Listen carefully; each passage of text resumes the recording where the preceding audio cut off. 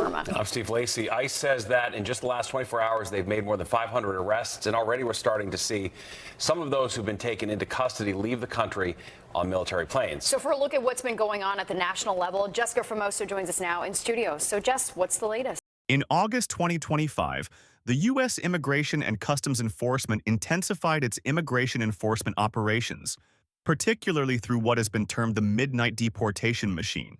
This phrase, popularized by media reports and social media discussions, refers to ICE's covert, large-scale deportation operations that often occur under the cover of night, involving chartered flights and rapid detentions.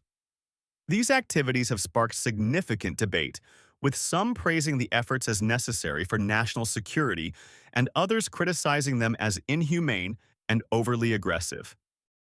If you're interested in this topic, comment number 1. The term midnight deportation machine gained traction in 2025 to describe ICE's strategy of conducting large-scale deportations using covert air operations, often at night, to minimize public attention.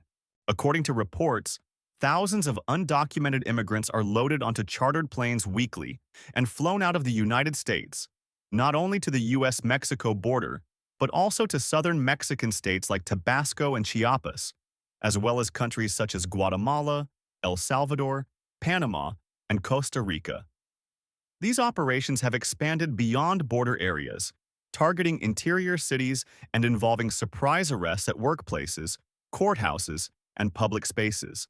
Data from ICE and related sources indicate that by the end of July 2025, over 207,000 individuals had been deported nationwide.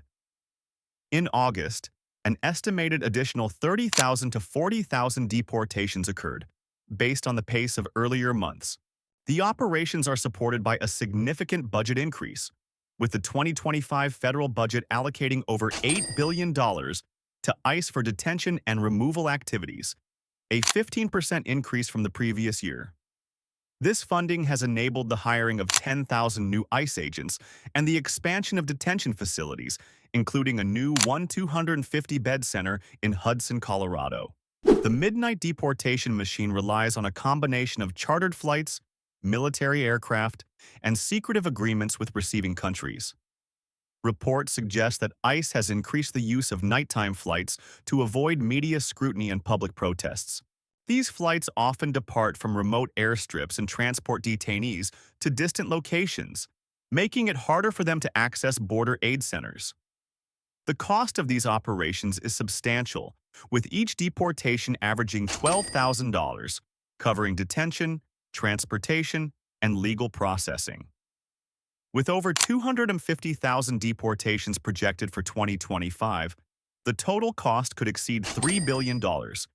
Natasha and Steve, a lot is happening. The Trump administration saying today that it is expanding the fast-track deportation authority nationwide. This means immigration officers will deport those who are undocumented without appearing before a judge. We have seen the raids already happening across the country. The majority of those have been detained by ICE, the administration says, are criminals.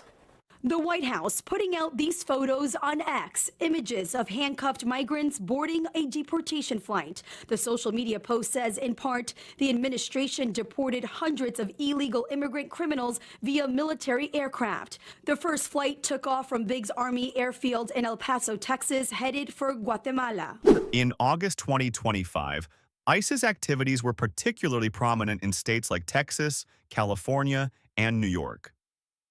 For example, Texas saw an estimated 2,000 immigration-related arrests in August alone, driven by its proximity to the border and large immigrant communities.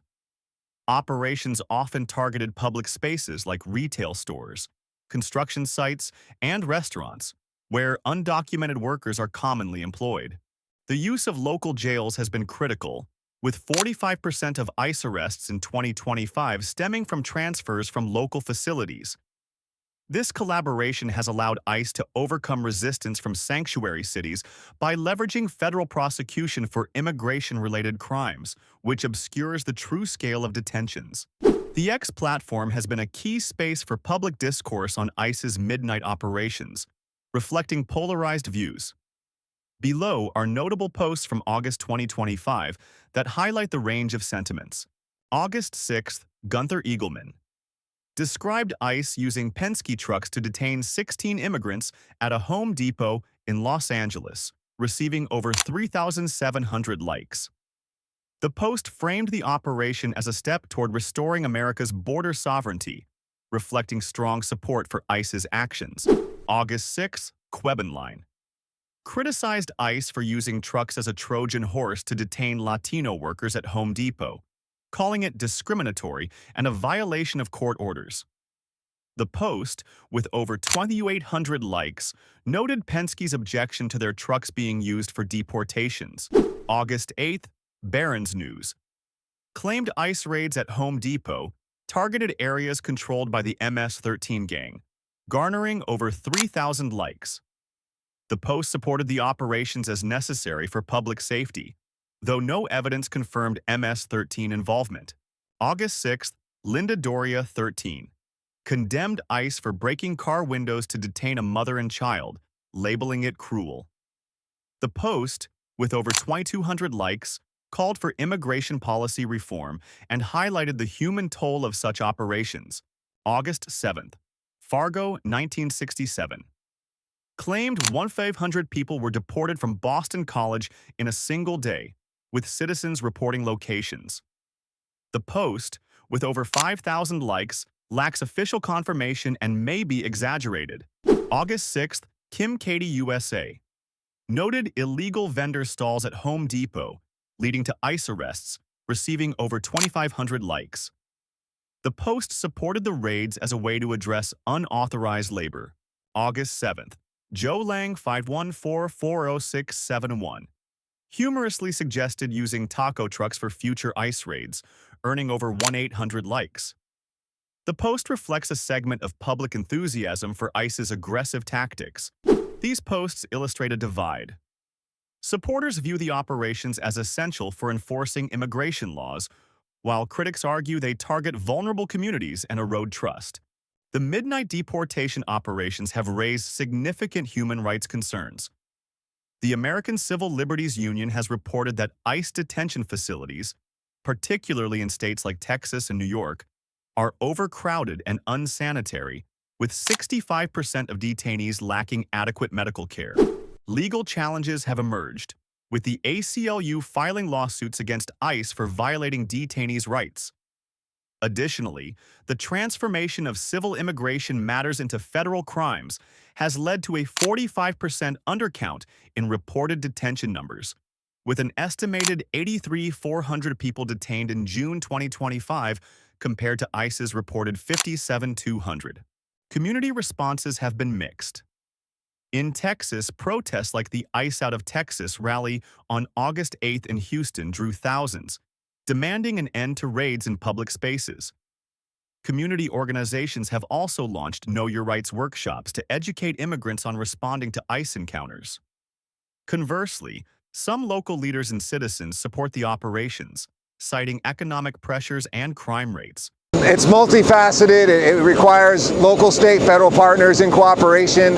And I know we've messaged this before. We work closely with our DHS partners. Again, we're here to close that loop to ensure that individuals that do enter the United States are removed. And if they violated the immigration law, there's consequences for that.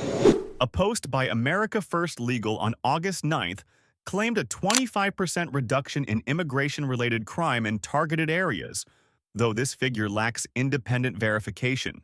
The economic impact of mass deportations is significant. Undocumented immigrants contribute approximately $79 billion annually to the U.S. economy through taxes and consumption. Large-scale deportations could disrupt industries like agriculture, construction, and hospitality, which rely heavily on immigrant labor. In Texas alone, undocumented workers contribute $20 billion yearly, and their removal could lead to labor shortages and increased costs for businesses.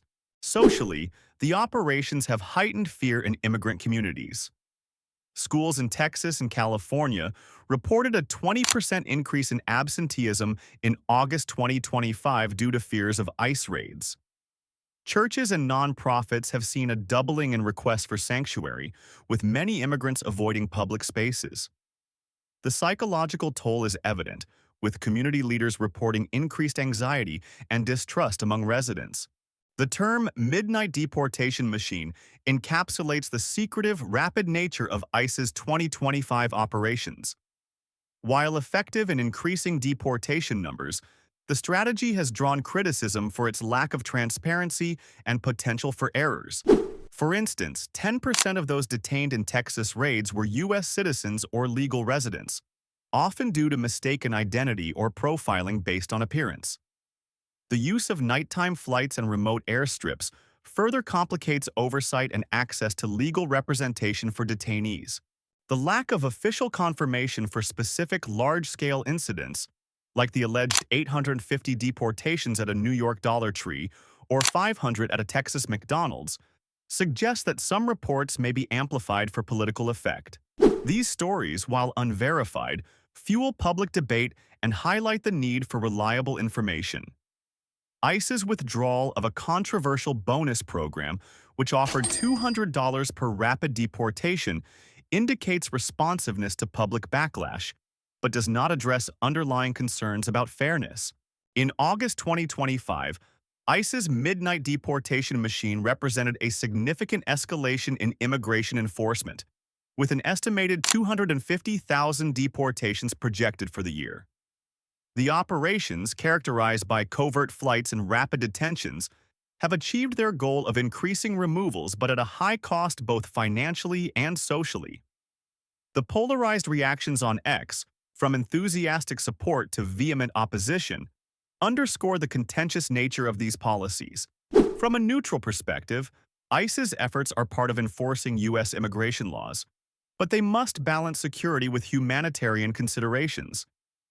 The lack of transparency, combined with unverified reports of large-scale raids, highlights the importance of cross-checking information with credible sources.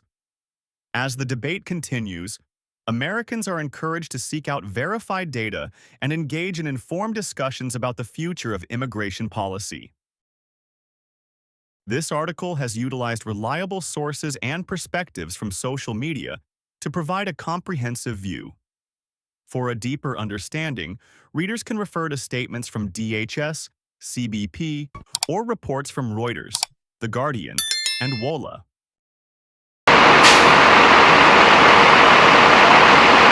We don't want them coming back, so we're going to send them out to Guantanamo.